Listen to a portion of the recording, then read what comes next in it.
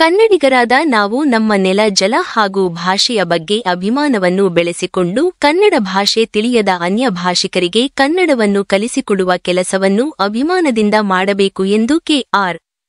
ಪೇಟೆ ಗ್ರಾಮಾಂತರ police inspector Anande Gowda ಕರೆ ನೀಡಿದರು. ಅವರು ಕೆ.ಆರ್. ಪೇಟೆ ತಾಲೂಕಿನ ಕಸಬಾ ಹೋಬಳಿ ಸಾಧುಗೋನಹಳ್ಳಿ ಗ್ರಾಮದಲ್ಲಿ ಗ್ರಾಮಸ್ಥರು ಸರ್ಕಾರಿ ಕಿರಿಯ ಪ್ರಾಥಮಿಕ ಶಾಲೆಯಲ್ಲಿ ಆಯೋಜಿಸಿದ್ದ ಮಕ್ಕಳ ದಿನಾಚರಣೆ ಹಾಗೂ ಕನ್ನಡ ರಾಜ್ಯೋತ್ಸವ ಸಮಾರಂಭದಲ್ಲಿ ಭಾಗವಹಿಸಿ ಮಾತನಾಡಿದರು. ವಿಶೇಷ ಕಾರ್ಯಕ್ರಮಗಳು ಮಾಡ್ತಾ ಇದ್ದಾರೆ, ಅದು ತುಂಬಾ ಸಂತೋಷ. ಸ್ವಲ್ಪ ಬೆಳೀತಾದಂಗೆ ಅವರ ಊರನ್ನೇ ಬಿಟ್ಬಿಡ್ತಾರೆ. ನಾವೇನೇ ಬೆಳೆದ್ರು ನಮ್ಮ ಊರು ಬಿಡಬಾರ್ದು ಅನ್ನೋ ಒಂದು ಉದ್ದೇಶದಿಂದ ಊರಲ್ಲೇ ಕಾರ್ಯಕ್ರಮ ಮಾಡಿ ಅದನ್ನ ಇಷ್ಟು ಜನ ಇಲ್ಲಿ ಸೇರಿಸಿ ಒಂದು ಕಾರ್ಯಕ್ರಮ ಮಾಡೋದು ತುಂಬಾ ಕಷ್ಟದ ಕೆಲಸ. ಅದನ್ನ ಅವರು ಬಹಳ ಸರಳವಾಗಿ ಮಾಡಿದ್ದಾರೆ. ಅಂಥದ್ರಿಂದ ನಮ್ಮ ಕನ್ನಡ ಉಳಿಯಲಿಕ್ಕೆ ಬೆಳಲಿಕ್ಕೆ ಅವಕಾಶ ಇರೋದು. ಅವ್ರಿಗೆ ನಾವು ಪ್ರೋತ್ಸಾಹಿತವಾಗಿರುವ ನೀವುಗಳು ಕೂಡ ಗ್ರಾಮದಲ್ಲಿ ಅವ್ರಿಗೆ ಏನೇ ವಿಚಾರಗಳಿರಲಿ ಸ್ವಲ್ಪ ನೀವು ಕೈ ಜೋಡಿಸಿದ್ರೆ ಅವ್ರು ಇನ್ನೂ ಕೂಡ ಉತ್ತಮವಾಗಿ ಗ್ರಾಮದಲ್ಲಿ ಶಾಲೆಯ ಅಭಿವೃದ್ಧಿ ವಿಚಾರದಲ್ಲಿ ಕೆಲಸ ಮಾಡಲಿಕ್ಕೆ ಮುಕ್ತವಾಗಿ ರೆಡಿ ಇದ್ದಾರೆ. ಅದಕ್ಕೆ ನೀವು ಆಸ್ಪತ್ರೆ ಕೊಡಬೇಕು ಅಂತ ತಮ್ಮಲ್ಲಿ ಕೇಳಕ್ಕಂತ ಈ ದಿನ ನಮಗೆ ಈ ಕಾರ್ಯಕ್ರಮಕ್ಕೆ ಆಹ್ವಾನ ಮಾಡಿ ಇಷ್ಟೊಂದು ತಮ್ಮನ್ನು ಕುರಿತು ಮಾತಾಡಲಿಕ್ಕೆ ಅವಕಾಶ ಮಾಡಿಕೊಟ್ರೆ ಎಲ್ಲರಿಗೂ ಹೊಂದಿಸ್ತಾ ನನ್ನ ಮಾತನ್ನು ಮುಗಿಸ್ತೇನೆ. ಜೈ ಹಿಂದ್, ಜೈ ಕರ್ನಾಟಕ. ಸಾವಿರಾರು ವರ್ಷಗಳ ಭವ್ಯ ಇತಿಹಾಸ ಹೊಂದಿದ್ದು ವಿಶ್ವದಲ್ಲಿಯೇ ಅತಿ ಹೆಚ್ಚಿನ ಜನರು ಮಾತನಾಡುವ ಶ್ರೀಮಂತ ಭಾಷೆ ಎಂದರೆ ಅದು ಕನ್ನಡ ಭಾಷೆಯಾಗಿದೆ. ಮಂಡ್ಯ ಜಿಲ್ಲೆಯಲ್ಲಿ ಕನ್ನಡಿಗರೇ ಹೆಚ್ಚಾಗಿ ವಾಸವಾಗಿದ್ದು ಕನ್ನಡತನವು ನಮ್ಮ ಬದುಕಿನಲ್ಲಿ ಹಾಸುಹೊಕ್ಕಿದೆ. 30 ವರ್ಷದ ನಂತರ ಮಂಡ್ಯ ಜಿಲ್ಲೆಗೆ ಅಖಿಲ ಭಾರತ ಕನ್ನಡ ಸಾಹಿತ್ಯ ಸಮ್ಮೇಳನ ನಡೆಸುವ ಹೊಣೆಗಾರಿಕೆ ಹಾಗೂ ಆತಿಥ್ಯ ಸಿಕ್ಕಿದೆ. ಈ ಅವಕಾಶವನ್ನು ಕನ್ನಡಿಗರಾದ ನಾವು ಸದ್ಬಳಕೆ ಮಾಡಿಕೊಂಡು ಕನ್ನಡ ಸಾಹಿತ್ಯ ಸಮ್ಮೇಳನದ ಯಶಸ್ಸಿಗೆ ಕೈಜೋಡಿಸಿ ಕೆಲಸ ಮಾಡಬೇಕು ಎಂದು ಆನಂದೇಗೌಡ ಕರೆ ನೀಡಿದರು. ಕಾರ್ಯಕ್ರಮ ಉದ್ಘಾಟಿಸಿದ ರಾಜ್ಯ ಆರ್ಟಿಒ ಅಧಿಕಾರಿಗಳ ಸಂಘದ ಅಧ್ಯಕ್ಷ ಮಲ್ಲಿಕಾರ್ಜುನ ಮಾತನಾಡಿ, ಇಂದಿನ ಮಕ್ಕಳೇ ನಾಳಿನ ಭವ್ಯ ಭಾರತ ದೇಶದ ಸತ್ಪ್ರಜೆಗಳಾದ್ದರಿಂದ ಮಕ್ಕಳಿಗೆ ಉತ್ತಮವಾದ ಶಿಕ್ಷಣದ ಸಂಸ್ಕಾರ ಕೊಡಿಸಿ ಸಾಧನೆ ಮಾಡುವಂತೆ ಬೆನ್ನು ತಟ್ಟಿ ಪ್ರೋತ್ಸಾಹಿಸುವ ಜೊತೆಗೆ ಮಕ್ಕಳ ಹಕ್ಕುಗಳನ್ನು ಸಂರಕ್ಷಣೆ ಮಾಡಿ ಉತ್ತಮವಾದ ನಾಗರಿಕರನ್ನಾಗಿ ರೂಪಿಸಲು ಪಾಣತೋಡಬೇಕು ಎಂದು ಮಲ್ಲಿಕಾರ್ಜುನ ಕರೆ ನೀಡಿದರು. ಮಂಡ್ಯ ಜಿಲ್ಲೆಯಲ್ಲಿ ಸಾಹಿತ್ಯ ಸಮ್ಮೇಳನ ನಡೀತಾ ಇದೆ.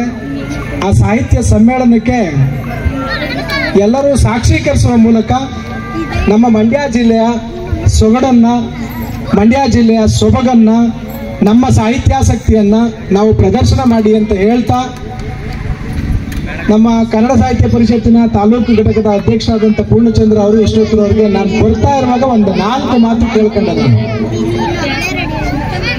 ಸರ್ಕಾರಿ ಶಾಲೆಗೆ ಮಕ್ಕಳನ್ನ ಸೇರಿಸಿ ಖಾಸಗಿ ಶಾಲೆಗೆ ಬೇಡ ಅಂತ ಹೇಳ್ತಾ ಇದ್ರು. ನಾನೊಂದು ಸ್ವಲ್ಪ ಸಣ್ಣದಾಗಿ ಬದಲಾವಣೆ ಮಾಡಿ ಹೇಳ್ತೀನಿ. ಕಷ್ಟಪಟ್ಟು ಖಾಸಗಿ ಶಾಲೆಗೆ ಸೇರಿಸ್ಬೇಡಿ, ಇಷ್ಟಪಟ್ಟು ಸರ್ಕಾರಿ ಶಾಲೆಗೆ ಸೇರಿಸಿ. ಕಾರಣ ಆದ್ರೂ ಇಷ್ಟ. ಯಾವುದೇ ಕೆಲಸವನ್ನ ಕಷ್ಟಪಟ್ಟು ಮಾಡಬಾರ್ದಂತೆ, ನಾವು ಇಷ್ಟಪಟ್ಟು ಮಾಡ್ಬೇಕಂತ. ಹಲವಾರು ಜನ ಯಾವುದೇ ಕೆಲಸ ಇರ್ಬೋದು, ಅದು ಮದುವೆಗಿರ್ಬೋದು, ಮುಂಜಿಗಿರ್ಬೋದು, ಇನ್ನೊಂದಕ್ಕಿರ್ಬೋದು, ಒಂದು ಶುಭ ಕಾರ್ಯಕ್ಕಿರ್ಬೋದು, ಕಷ್ಟಪಟ್ಟು ಹೋದ್ರೆ ನಮಗೆ ಸಂತೋಷ ಸಿಗಲ್ಲ. ಅದರಲ್ಲಿ ಯಾರ್ದೋ ಒತ್ತಾಯಕ್ಕೋ ಬಲವಂತಕ್ಕೋ ಅದು ಖಂಡಿತವಾಗೂ ಎಲ್ರಿಗೂ ಕಷ್ಟದಿಂದ ಸೇರಿಸ್ತಾ ಇದ್ದೀರಾ ಹೊರತು ಇಷ್ಟಪಟ್ಟಂತೂ ಯಾರು ಸೇರಿಸ್ತಾ ಇಲ್ಲ. ಯಾಕೆ ಅಂತಂದ್ರೆ ಹೊರೆ ಜಾಸ್ತಿ ಇದೆ. ಸರ್ಕಾರ ಉಚಿತವಾಗಿ ಕೊಡ್ತಾ ಇದೆ. ಉಚಿತವಾಗಿ ಕೊಡ್ತಾ ಇರೋದನ್ನ ಬಳಸ್ಕೊಳ್ಳಿ. ನಮ್ಮ ಶಿಕ್ಷಕರನ್ನ ಶಾಲಾಭಿವೃದ್ಧಿ ಮಂಡಳಿ ವತಿಯವರು ಬಳಸ್ಕೊಳ್ಳಿ. ಆ ಶಾಲಾಭಿವೃದ್ಧಿ ವತಿಗೆ ನಾವೆಲ್ಲ ಸಹಕರಿಸೋ ದಿಕ್ಕಿನಲ್ಲಿ ಸಹಾಯ ಮಾಡ್ತಾ ಸರ್ಕಾರಿ ಶಾಲೆಗಳನ್ನ ಉಳಿಸೋಣ, ಬಳಸೋಣ. ಕನ್ನಡವನ್ನ ಬೆಳೆಸೋಣ ಅಂತ ಹೇಳೋ ರೀತಿಯಲ್ಲಿ ಸರ್ಕಾರಿ ಶಾಲೆಗೆ ಮಕ್ಕಳನ್ನ ಸೇರಿಸೋಣ, ಸರ್ಕಾರಿ ಶಾಲೆಗಳನ್ನ ಉಳಿಸೋಣ. ಅದ್ರ ಜೊತೆಗೆ ನಿಮ್ಮಲ್ಲಿರ್ತಕ್ಕಂಥ ಸಂಪನ್ಮೂಲವನ್ನು ಕೂಡ ಉಳಿಕೆ ಮಾಡಿಕೊಂಡು, ತೇಜಸ್ವಿ ಅವರೊಂದು ಮಾತು ಹೇಳ್ತಾ ಇದ್ರು, ಮತ್ತೆ ನಿಮ್ಮ ಶಿಕ್ಷಕರು ಕೂಡ ಈಗ ಹೇಳ್ತಾ ಇದ್ರು, ಪ್ರತಿ ವರ್ಷ ಶಾಲೆಗೆ ಸೇರಿಸಿದ ಮಕ್ಕಳುಗಳಿಗೆ ಪ್ರತಿ ಮಕ್ಕಳಿಗೆ 1,000 ರೂಪಾಯಿ ಡೆಪಾಸಿಟ್ನ ದಾನಿಗಳು ಕೂಡ ಕೊಟ್ಟಿದ್ದಾರೆ ಅಂತ ಹೇಳಿದ್ರು. ಆ ದಾನಿಗಳು ಕೊಡ್ತಾ ಇದ್ದಾರೆ.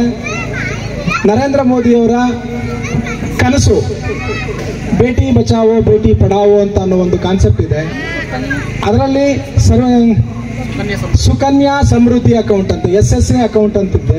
ಆ SSA ಅಕೌಂಟ್ ಅನ್ನ ಯಾರು ಮಾಡಿಸಿಲ್ವೋ ಅವ್ರು SSA ಅಕೌಂಟ್ ಅನ್ನ ಮಾಡಿಸ್ಕೊಳ್ಳಿ. ಪ್ರತಿ ತಿಂಗಳಿಗೆ ಕಷ್ಟಪಟ್ಟಾದ್ರೂ ಸರಿ, ಇಷ್ಟಪಟ್ಟಾದ್ರೂ ಸರಿ, ಒಂದು ಮಗುವಿಗೆ 1,000 ರೂಪಾಯಿನ ನೀವು ಪೋಷಕರು ಏನಾದ್ರೂ ಅದಕ್ಕೆ ಡೆಪಾಸಿಟ್ ಮಾಡುವಂಥ ಅಭ್ಯಾಸವನ್ನ ಬೆಳೆಸ್ಕೊಳ್ಳಿ. ಸಾಧ್ಯವಾಗಲಿಲ್ಲ ಅಂತಂದ್ರೆ ನಿಮ್ಮ ಕೈಯಲ್ಲಿ ಎಷ್ಟಾಗುತ್ತೋ ಅಷ್ಟಾದ್ರೂ ಮಾಡಿ. ಒಂದು ವರ್ಷದಲ್ಲಿ ಒಂದು 5,000 ರೂಪಾಯಿನಾದ್ರೂ ಡೆಪಾಸಿಟ್ ಮಾಡಿ. ಕಾರಣ ಏನು ಅಂತಂದ್ರೆ, ಒಂದು ಖಾಸಗಿ ಶಾಲೆಗೆ ಸೇರಿಸಿದ್ರೆ ಇವತ್ತು 15ರಿಂದ 20,000ಕ್ಕಿಂತ ಫೀಸ್ ಕಡಿಮೆ ಇರ್ತಕ್ಕಂಥ ಖಾಸಗಿ ಶಾಲೆ ಅಂತೂ ಯಾವುದೂ ಇಲ್ಲ ಅಂತ ಅನ್ಕೊಂಡಿದ್ದೀನಿ ನಾನು. ನೀವು 5,000 ರೂಪಾಯಿ ಕಟ್ಟಕ್ಕಾಗಲ್ವಾ ಒಂದು ಮಗುಗೆ?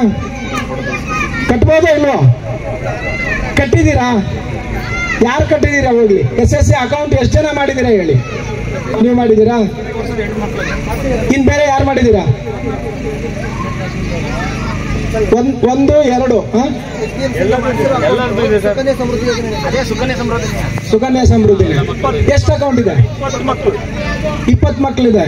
ಮತ್ತೆ ಎಲ್ಲ 1-2 ಮಾತ್ರ ಕಾಣ್ತಾ ಇದೆಯಲ್ಲ ಪೋಷಕರದು ನಮ್ಗೆ. ಎಲ್ಲಾ ಮಕ್ಕಳದು ಸುಕನ್ಯಾ ಸಮೃದ್ಧಿ ಯೋಜನೆ ಅಕೌಂಟ್ ಇದೆ.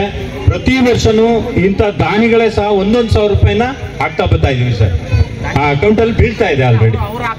ಇಲ್ಲ, ಅವ್ರು ಆಗ್ತಾ ಇದಾರೋ ಬಿಡ್ತಾ ಇದಾರೋ ಗೊತ್ತಿಲ್ಲ ಸರ್. ನಮ್ ಕಡೆಯಿಂದ ಪ್ರತಿ ವರ್ಷ 1,100 ಬರ್ತಾ ಇದೆ ಸರ್. ಈಗ ಇದು ಲೋಪ ಅಂತ ಅನ್ಕೋತೀನಿ ನಾನು. ನೀವು ಶಿಕ್ಷಕರು ಅವರಿಗೆ ಶಿಕ್ಷಣ ಕೊಡಬೇಕು ಅದ್ರ ಬಗ್ಗೆ ಸರ್. ಹೇಳಿದೀವಿ ಸರ್, ಮಾರ್ಗದರ್ಶನ. ಅಲ್ಲಲ್ಲ, 4-5 ಮಕ್ಕಳದು ಆಗ್ಲೇ 70,000-80,000 ರೀಚ್ ಆಗಿದ್ದಾರೆ ಸರ್. ಇನ್ನು ಕೆಲವು ಮಕ್ಕಳದು ಆಗಿಲ್ಲ. ಯಾರ್ದು ಆಗಿಲ್ಲ ಅವ್ರ ಬಗ್ಗೆ ಗಮನ ಹರಿಸ್ಬೇಕು. ಈಗ ನೀವು ದಾಖಲಾತಿನಲ್ಲಿ ಹಾಜರಾತಿ ಕೂಡ ಎಷ್ಟು ಕಡ್ಡಾಯನೋ ಅಷ್ಟೇ ಮುಖ್ಯ. ಈಗ ನೀವು ಅವರ ಅಕೌಂಟ್ ಓಪನ್ ಆಗಿರ್ತಕ್ಕಂಥವ್ರಿಗೆ ನಾವು ಮಾತ್ರ ಹಣ ತುಂಬೋದಲ್ಲ, ನೀವು ಕೂಡ ಹಣ ತುಂಬಬೇಕು ಅನ್ನೋಂಥ ಅರಿವನ್ನು ಮೂಡಿಸ್ಬೇಕು ಅವರಿಗೆ. 18 ವರ್ಷದವರೆಗೆ ತೆಗಿಯುವಂಥದ್ದಿಲ್ಲ ಅನ್ನೋದ್ರ ಬಗ್ಗೆನೂ ತಿಳುವಳಿಕೆ ಕೊಡಬೇಕು ಅವರು. ನೀವು ಅದನ್ನ ಕೊಡಿ, ಅವರಿಗೆ ತಿಳುವಳಿಕೆ ಕೊಡಿ.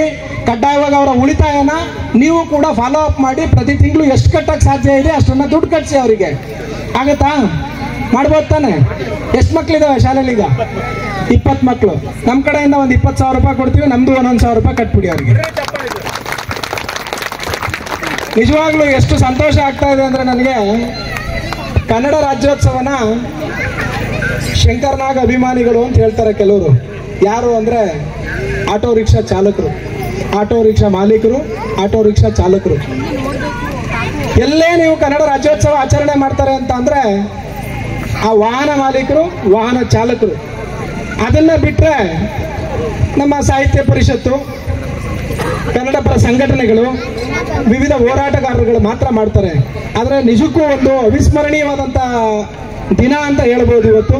ನಮ್ಮ ಸಾಧುಗಾನಹಳ್ಳಿ ಶಾಲೆ ಮತ್ತು SDMC ಅವರ ವತಿಯಿಂದ, ಪೋಷಕರ ವತಿಯಿಂದ ಕನ್ನಡ ರಾಜ್ಯೋತ್ಸವ ಆಚರಣೆ ಮಾಡ್ತಾ ಇರೋದು. ಇದು ಮಾದರಿ ಆಗಬೇಕು. ನಮ್ಮ ತಾಲೂಕಿನ ಎಲ್ಲ ಶಾಲೆಗಳಲ್ಲೂ ಕೂಡ ಕನ್ನಡ ರಾಜ್ಯೋತ್ಸವನೂ ಕೂಡ ಒಂದು ಹಬ್ಬ ಅಂತ ತಿಳ್ಕೊಂಡು ಕನ್ನಡ ರಾಜ್ಯೋತ್ಸವದ ಆಚರಣೆಯನ್ನ ಮಾಡಲಿ. ಎಲ್ಲರಿಗೂ ಶುಭವಾಗಲಿ. ಕೆಆರ್ ಪೇಟೆ ತಾಲೂಕು ಸರ್ಕಾರಿ ನೌಕರರ ಸಂಘದ ಅಧ್ಯಕ್ಷ ಆನಂದ್, ಕ್ಷೇತ್ರ ಸಂಪನ್ಮೂಲ ಅಧಿಕಾರಿ ಮಂಜುನಾಥ್, ಸಂಪನ್ಮೂಲ ಶಿಕ್ಷಕರಾದ ಕೆಪಿ ಬೋರೇಗೌಡ, ಕಿರಿಯ ಪ್ರಾಥಮಿಕ ಶಾಲೆಯ ಮುಖ್ಯ ಶಿಕ್ಷಕ ಪ್ರಸನ್ನಕುಮಾರ್, ಸಹ ಶಿಕ್ಷಕ ಕೃಷ್ಣಮೂರ್ತಿ, ಗ್ರಾಮದ ಮುಖಂಡರಾದ ಸುರೇಶ್, ಮಂಜೇಗೌಡ, ಬೋರೇಗೌಡ, ಶ್ರೀನಿವಾಸ್, ಲೋಕೇಶ್ ಗೌಡ, ಯಶೋಧರ, ಕೃಷ್ಣ, ರಾಮೇಗೌಡ, ಶ್ರೀಧರ, ಅಂಗನವಾಡಿ ಕಾರ್ಯಕರ್ತೆ ಗಿರಿಜಮ್ಮ, ಸಹಾಯಕಿ ಸವಿತಾ, ಶಾಲಾಭಿವೃದ್ಧಿ ಸಮಿತಿಯ ಸದಸ್ಯರಾದ ಕಾವ್ಯ, ಮೇಘನಾ, ಶ್ವೇತಾ, ದಿವ್ಯಾ, ರಮ್ಯಾ, ಭವ್ಯ, ಸ್ನೇಹ, ಶಾಲಾಭಿವೃದ್ಧಿ ಸಮಿತಿ ಅಧ್ಯಕ್ಷ ನಟೇಶ್ ಗೌಡ, ಪಾರ್ವತಮ್ಮ, ನಂಜುಂಡೇಗೌಡ ಸೇರಿದಂತೆ ನೂರಾರು ಜನರು ಭಾಗವಹಿಸಿದ್ದರು. ಇದೇ ಸಂದರ್ಭದಲ್ಲಿ ಸಮಾಜ ಸೇವಕ ಮಲ್ಲಿಕಾರ್ಜುನ, ಪೊಲೀಸ್ ಇನ್ಸ್ಪೆಕ್ಟರ್ ಆನಂದೇಗೌಡ, ಜಿಲ್ಲಾ ಮಟ್ಟದ ಜನಮೆಚ್ಚಿದ ಶಿಕ್ಷಕ ಪ್ರಶಸ್ತಿ ವಿಜೇತ ಶಿಕ್ಷಕ ಕೃಷ್ಣಮೂರ್ತಿ ಹಾಗೂ ನಿಕಟಪೂರ್ವ ಶಾಲಾಭಿವೃದ್ಧಿ ಸಮಿತಿ ಅಧ್ಯಕ್ಷ ರಾಮೇಗೌಡ ಅವರನ್ನು ಗ್ರಾಮದ ವತಿಯಿಂದ ಸನ್ಮಾನಿಸಿ ಗೌರವಿಸಲಾಯಿತು. ವರದಿ ಕೆಆರ್ ನೀಲಕಂಠ, ಕೃಷ್ಣರಾಜಪೇಟೆ, ಮಂಡ್ಯ.